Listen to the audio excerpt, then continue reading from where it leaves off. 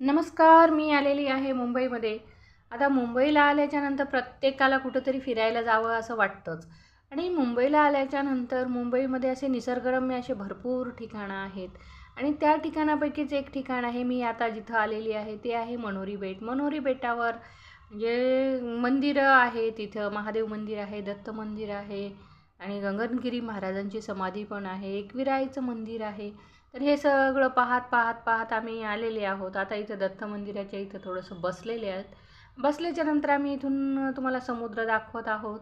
तर म्हणजे हा हे कसं आहे, मनोरी बेट असल्यामुळं चहूकडून समुद्र आहे. आणि हे आहे माझ्या बहिणीचं घर. बहिणीचं घर आहे या बिल्डिंगमध्ये 14व्या मजल्यावर. आणि हे त्यांनी एक छोटंसं पक्षी पाळलेले आहे. 2 होते त्यापैकी एक उडून गेलेला आहे. आणि आपण पाहतात 14व्या मजल्यावरून समोरचं दृश्य. तर बरेच खूप मजली इमारती आहेत आणि इतकी म्हणजे गगनचुंबी इमारती आहेत. मी खिडकीत बसून हे दृश्य म्हणजे टिपत आहे. तर आता इथं पाहतात की म्हणजे आता मनोरी बेटावरचं थोडंसं म्हणजे काही राहिलेलं म्हणजे असं काही ठिकाणं आहेत पूर्णच्या पूर्ण फिरणं मला काही जमत नाही, कारण मला गुडघ्याचा त्रास असल्यामुळं आणि एकदमच घराच्या बाहेर पडल्याच्यानंतर बऱ्याच ठिकाणी पायी फिरणं शक्य होत नाही आहे. तर या बेटावर गाडी पण आणता येते, कारण गाडीवरून पण प्रवास करता येतो. म्हणजे जहाजामध्ये गाडी घेऊन येता येते आणि जाता पण येते. त्याचे वेगळे चार्जेस लागतात म्हणजे तिकिटाशिवाय. तर हे आहे मनोरी बेट.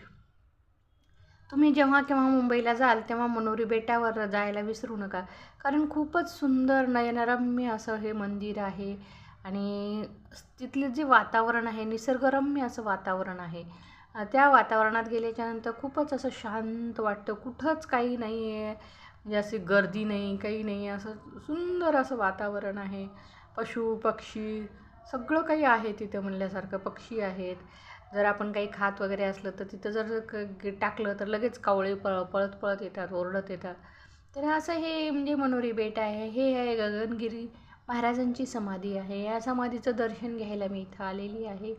आता सगळ्या देवी देवतांचं दर्शन घेत घेत आलेली आहे. आणि हे गगनवीर महाराजांचं दर्शन घेतलेलं आहे. हनुमंताचं दर्शन घेतलेलं आहे. म्हणजे सगळ्या देवी देवतांचं दर्शन घेत घेत आलेली आहे मी. आता तुम्ही पाहता तिथं म्हणजे या आश्रमामध्ये एक गाय पण आहे, गाय वासरू. ते खूपच सुंदर असं गाय वासरू आहे. आम्ही त्या गायीच्या जवळ जाण्याचा प्रयत्न केला, पण असं वाटलं की एखाद्या वेळेस ते वासरू सुटलेलं होतं, त्याच्यामुळं ती गाय म्हणजे काही म्हणजे असं तिला राग वगैरे येईल म्हणून आम्ही तिकडं तिच्या जवळ जास्त जाण्याचा प्रयत्न केला नाही. थोडंसं दूरूनच आम्ही म्हणजे गाईला पाहिलेलं आहे. आणि खूप सुंदर असं वातावरण आहे या आश्रमामध्ये. खालची जी फरशी आहे ना ती शेणानं सारवलेली होती. खूप छान वाटत होती, पायाला अगदी मस्त वाटत होती. थंड असं म्हणजे असं मुंबईत आल्याच्यानंतर जेव्हा आपण गगनचुंबी इमारती पाहता तेव्हा खूप असं म्हणजे अस्वस्थ व्हायला होतं, किंवा आपल्याला बाहेरून मोकळ्या हवेत श्वास घ्यायचो सवय असल्यामुळं. इकडे मोठ्या मोठ्या इमारती असल्यामुळे थोडंसं श्वास घ्यायला कुणाकुणाला त्रास होतो.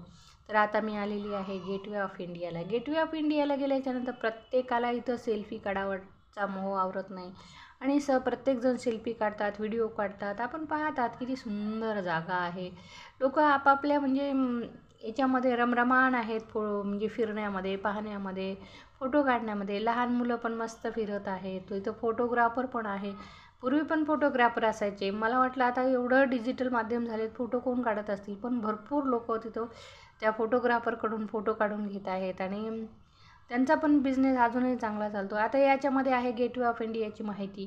तर कसं असते की गेटवे ऑफ इंडियाची माहिती आपण तिथं वाचत बसत नाही, पण असं व्हिडिओच्या माध्यमातून वगैरे आपण जर व्हिडिओ काढला तर घरी आल्याच्यानंतरही आपल्याला ते वाचता येतं. तर हे माणूस म्हणजे ते दुर्बीण घेतलेलं आहे, त्या दुर्बिणीतून समुद्र पाहण्यासाठी सगळ्यांना सांगत होता. आणि त्यानंतर आम्ही आलेले आहेत मम्मादेवीला. मम्मादेवी म्हणजेच मुंबईची ग्रामदैवत आहे. तर तुम्हाला कसा वाटला हा व्हिडिओ? नवीन असाल तर सबस्क्राईब करायला विसरू नका.